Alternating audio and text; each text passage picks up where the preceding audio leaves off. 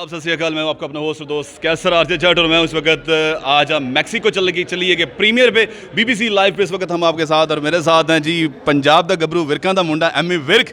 Amy जी बात तो ये कोई भी नहीं हम कर सकते, इमोशंस थे एक ऐसे कहानी जो हम सबकी परदेसियों की है और ख़ास तौर पे जब पंजाब की बात करते हैं, पंजाब में आजकल के लड़के गैर कानूनी तरीके से जाएं, जैसे जाएं हमने बाहर जाना है। जो एंड दिया है सब लोग कह रहे हैं कि ऐसा एंड होना नहीं चाहिए था। इस एंड के पीछे क्या कहानी थी, क्या स्टोरी थी?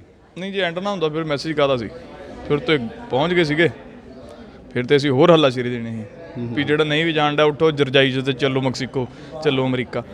ਸੋ ਉਹ ਭਾਜੀ ਜ਼ਰੂਰੀ ਸੀ ਕਿਤੇ ਨਾ ਕਿਤੇ, ਹੈ ਨਾ, ਜਿਵੇਂ ਆਪਾਂ ਡਿਸਕਸ ਵੀ ਕਰਦੇ ਰਹੇ ਹਾਂ ਬਾਅਦ 'ਚ ਵੀ ਇੱਥੇ, ਅਤੇ ਉਹ ਇੱਕ ਮੈਸੇਜ ਨਾਲ ਜੇ ਕਿਸੇ ਇੱਕ ਬੰਦੇ ਨੂੰ ਵੀ ਇਸ ਚੀਜ਼ ਦੀ ਮਤਲਬ ਨੌਲੇਜ ਆ ਜਾਂਦੀ ਹੈ ਜਾਂ ਇਸ ਚੀਜ਼ ਦਾ ਉਹ ਬੰਦੇ 'ਤੇ ਪ੍ਰਭਾਵ ਪੈਂਦਾ ਅਤੇ ਉਹ ਬੜਾ ਇੰਪੈਕਟਫੁਲ ਹੈ ਅਤੇ ਸਾਡੀ ਜਿੱਤ ਹੈ ਉਸ ਚੀਜ਼ 'ਚ।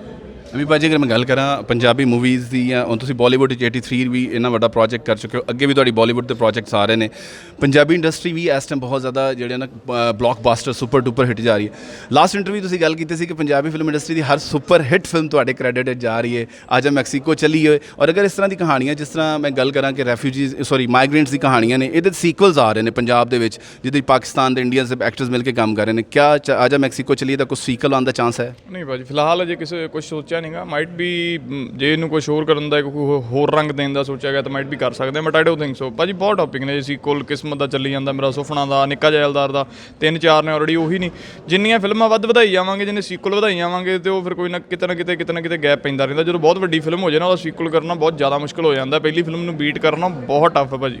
ਤੇ ਇੱਦਾਂ ਦੀ ਫਿਲਮ ਦਾ ਜਿੱਦਾਂ ਤੁਸੀਂ ਇਹਦਾ ਐਂਡ ਦੇਖਿਆ, ਆਈ ਡੋਂਟ ਥਿੰਕ ਸੋ ਵੀ ਇਹਦਾ ਸੀਕੁਅਲ ਬਣਦਾ, ਬਾਕੀ might be let it be, ਕੀ ਹੁੰਦਾ ਕਿ ਨਹੀਂ ਹੁੰਦਾ ਆਪਾਂ ਸੋਚਾਂਗੇ। ਐਵੇਂ ਭਾਜੀ ਲਾਸਟ ਕੁਐਸਚਨ, ਪੰਜਾਬ ਵਿੱਚ ਜਿੰਨੀਆਂ ਫਿਲਮਾਂ ਦੇਖੀਆਂ ਨੇ, ਸੁਫਨਾ ਦੀ ਗੱਲ ਕਰਾਂ, ਕਿਸਮਤ ਦੀ ਗੱਲ ਕਰਾਂ ਜਾਂ ਨਿੱਕਾ ਜ਼ੈਲਦਾਰ ਦੀ ਗੱਲ ਕਰਾਂ, ਅਰਦਾਸ ਦੀ ਗੱਲ, ਹਮੇਸ਼ਾ ਪੰਜਾਬ ਨੂੰ ਦਿਖਾਇਆ ਗਿਆ। ਬਹੁਤ ਹਾਰਡ ਲੋਕੇਸ਼ਨ ਸਨ, ਬਹੁਤ ਮੁਸ਼ਕਿਲਾਂ ਲੋਕੇਸ਼ਨ ਸਨ, ਜੰਗਲ ਸਨ ਜਿੱਥੇ ਤੁਸੀਂ ਸ਼ੂਟ ਕਰਦੇ ਰਹੇ। ਐਸੇ ਕਿਹੜੇ ਪ੍ਰੋਬਲਮਸ ਜਾਂ ਐਸੀ ਕਿਹੜੀ ਚੈਲੰਜਸ ਸਨ ਜਿਨ੍ਹਾਂ ਨੂੰ ਤੁਸੀਂ ਫੇਸ ਕੀਤਾ ਡਿਊਰਿੰਗ ਦਾ ਸ਼ੂਟ? ਭਾਜੀ ਚੈਲੰਜਸ ਤਾਂ ਬਸ ਇੱਕ ਤਾਂ ਮਤਲਬ ਠੰਡ ਸੀਗੀ ਅਤੇ ਉਹ ਤਾਂ ਵਾਹਵਾ ਸੀ, ਜਿੱਦਾਂ ਤੁਸੀਂ ਦੇਖਿਆ ਮਤਲਬ ਮੋਸਟਲੀ ਸਾਰਿਆਂ ਟੀ-ਸ਼ਰਟ ਸੀਗੀਆਂ, ਮੈਂ ਤਾਂ ਫਿਰ ਵੀ ਫੁੱਲ ਸਲੀਵਸ ਪਾ ਲਈਆਂ ਸੀ। ਮੈਂ ਕਹਿ ਦਿੱਤਾ ਸੀ ਡਾਇਰੈਕਟਰ ਸਾਹਿਬ ਨੂੰ, ਮੈਂ ਕਿਹਾ ਮੈਂ ਮੇਰੇ 'ਤੇ ਮਾੜਾ ਮੋਟਾ ਰਹਿਮ ਕਰ, ਜੇ ਮੈਂ ਢਿੱਲਾ ਹੋ ਗਿਆ ਤੇਰੇ ਸ਼ੂਟ ਰੁਕ ਜਾਣਾ। ਅਤੇ ਪਰ ਜਿੰਨੀ ਵੀ ਟੀਮ ਸੀ ਨਾ, ਮੁੰਡੇ ਜਿੰਨੇ ਜੂਨੀਅਰ ਆਰਟਿਸਟਾਂ ਨੇ ਵੀ ਪਿੱਛੇ ਕੰਮ ਕੀਤਾ ਸੀ, ਸਪੋਰਟਿੰਗ ਆਰਟਿਸਟ ਜਾਂ ਮਤਲਬ ਜਿਹੜੇ ਨਾਲ ਤੁਰਦੇ ਨੇ, ਸਾਰਿਆਂ ਨੇ ਮਤਲਬ ਤੁਸੀਂ ਮਤਲਬ ਹਰ ਚੀਜ਼ ਉਹਨਾਂ ਨੂੰ ਜਿਵੇਂ ਕਹਿੰਦੇ ਸੀ ਵਿਚਾਰੇ ਉਵੇਂ ਕਰਦੇ ਸੀ। ਨਾਲ ਉਹਨਾਂ ਨੇ ਲਾਈਟਾਂ ਵੀ ਚੱਕੀਆਂ, ਸਾਡੇ ਇੱਦਾਂ ਸਪੋਟ ਵੀ ਕੰਮ ਕੀਤਾ, ਸਭ ਨੇ ਐਕਸਟਰੀਮ ਲੈਵਲ 'ਤੇ ਮਿਹਨਤ ਕੀਤੀ ਭਾਜੀ ਸਾਰੀ ਟੀਮ ਨੇ, ਤਾਂ ਕਿਤੇ ਜਾ ਕੇ ਇੱਦਾਂ ਦਾ ਪ੍ਰੋਜੈਕਟ ਨੇਪਰੇ ਚੜ੍ਹਦਾ ਭਾਜੀ। ਇਹ ਮਤਲਬ ਪੈਸੇ ਨਾਲ ਇਹ ਚੀਜ਼ਾਂ ਨਹੀਂ ਬਣਦੀਆਂ, ਨੀਤ ਨਾਲ ਬਣਦੀਆਂ। UAE ਦੀ ਪ੍ਰੀਮੀਅਰ ਤੁਸੀਂ ਕਰ ਚੁੱਕੇ ਹੋ, ਕੀ ਮੈਸੇਜ ਦੇਣਾ ਚਾਹੋਗੇ UAE ਦੇ ਫੈਨਸ ਨੂੰ? ਬਸ ਸਾਰਿਆਂ ਨੂੰ ਬੇਨਤੀ ਹੈ ਵੀ ਸਮਾਂ ਕੱਢਿਓ, ਫਿਲਮ ਜ਼ਰੂਰ ਦੇਖਿਓ ਆ ਕੇ, ਤੁਹਾਨੂੰ ਪਸੰਦ ਆਊਗੀ ਫਿਲਮ ਇਹ ਮੇਰੀ।